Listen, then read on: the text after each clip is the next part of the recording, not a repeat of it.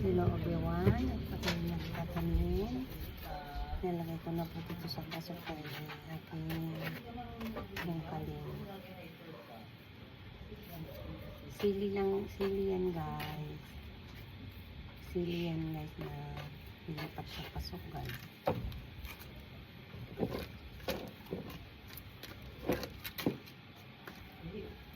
Bungkalin ko po para po ay diniligan na to siya guys eh.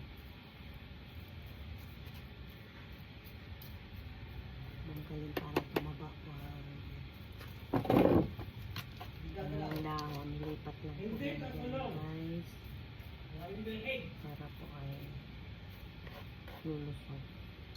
Yung lupa niya binili lang po din yan sa online. Doon mo yan siya mapibili guys sa online yung lupa niya po. Disposable lang din yung pinaglipatan. Kasi pag medyo lumaki na siya guys, pwede mo siya ilipat din sa lupa.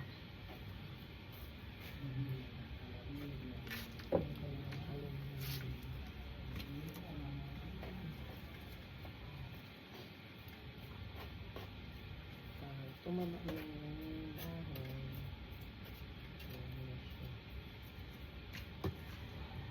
So guys, lilipat na yun siya.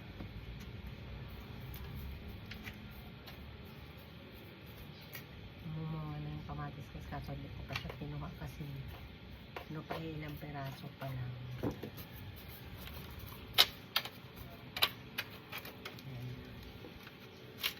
Kailangan natin magtanim para po ay hindi tayo bibili ng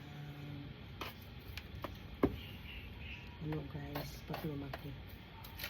Libre ka na tipid tips na yung pag ito ay magtanim sa kahit pasok pa lang guys.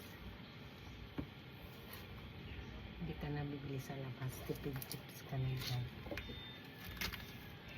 At ito nga yung tinanim ko guys. Oh.